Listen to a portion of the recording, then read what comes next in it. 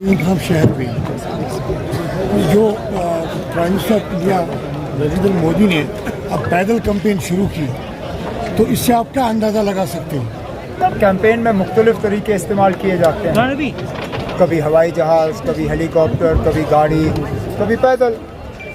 अच्छी बात है अगर वज़ीर आज़म साहब गाड़ी से उतर के थोड़ी देर वोटरों के दरमियान पैदल चल के जो हैं उनसे बात कर पाएँ, तो ज़मीनी सतह पे जो हकीकत है मुल्क की उनको पता चलेगा। राहुल गांधी जी ने तो कन्याकुमारी से कश्मीर तक और फिर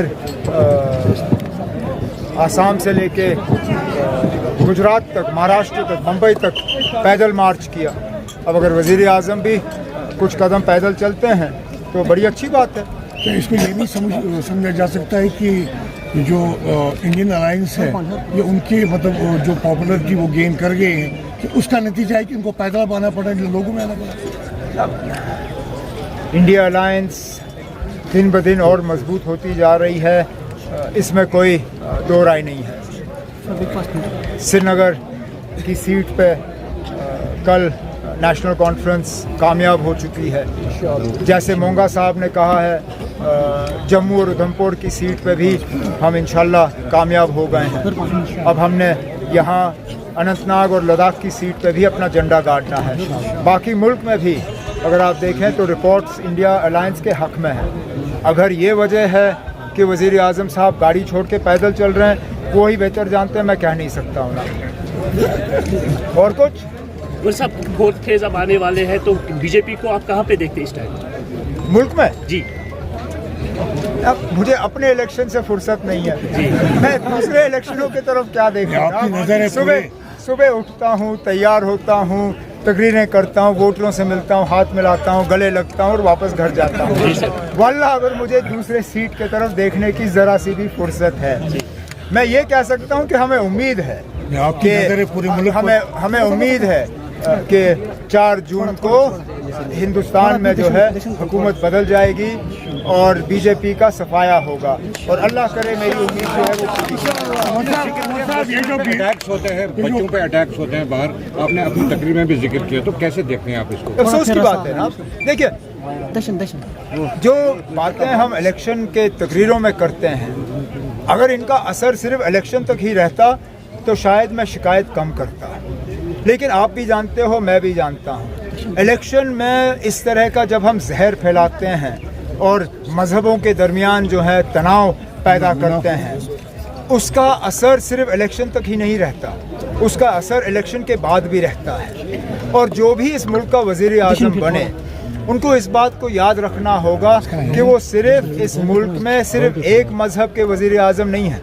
हम मोदी साहब की ही बात करें, इलेक्शन के बाद जब कभी वो कहीं जाते हैं, खासकर बाहर के मुल्कों में, वो अक्सर बेशतर ये कहते हैं कि मैं 140 करोड़ हिंदुस्तानियों का वज़ीर आज़म हूँ। अगर वो 140 करोड़ हिंदुस्तानियों के वज़ीर आज़म हैं तो उनमें 14% मुसलमान भी हैं। तो इलेक्शनों में हमें जलील करके वो हमारा वज़ीर आज़म फिर इलेक्शन के बाद कैसे बनेगा? तो यही होगा कि आप दूसरे मुद्दों पर इलेक्शन लड़िए, लेकिन कम से कम मुसलमानों को तो बख्शें। ये उमर साहब, यहाँ जो एक इंडिपेंडेंट कैंडिडेट है इंजीनियर रशीद के नाम से, उसकी कैंपेन यहाँ पर वो आज़ाद साहब का जो ABDP है वो चला रहे हैं, तो आज़ाद साहब का ये फैसला आप किस तरह लेते हैं? अब अगर आज़ाद साहब इंजीनियर रशीद साहब का कैंपेन यहाँ चला रहे हैं तो कहीं ना कहीं उनको दिल्ली की इस बात में इजाज़त होगी। अब आज़ाद साहब ने ये इजाज़त कैसे हासिल की वो मैं नहीं जानता हूँ, लेकिन इतना मैं ज़रूर जानता हूँ कि आज़ाद साहब बिना दिल्ली से इजाज़त लिए शायद अपने बेडरूम से भी बाहर नहीं आते।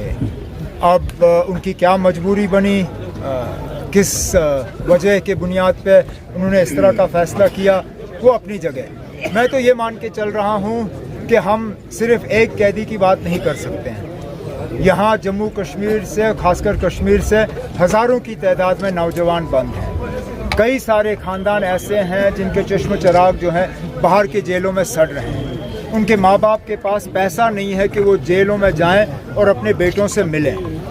हमारी ये कोशिश होगी, न सिर्फ कोशिश होगी, मैं लोगों को यकीन दिला रहा हूँ कि पार्लियामेंट इलेक्शन छोड़िए, जब असेंबली के इंतखाबात ख़त्म होंगे और इंशाल्लाह नेशनल कॉन्फ्रेंस की हुकूमत होगी, जितने भी बाहर के जेलों में हमारे नौजवान आज सड़ रहे हैं उन सबको वापस लिया जाएगा और उनके जिनके खिलाफ अभी तक कोई केस नहीं बना है या मामूली या बिल्कुल ना होने के बराबर केस है, उनको छोड़ दिया जाएगा। Thank you sir.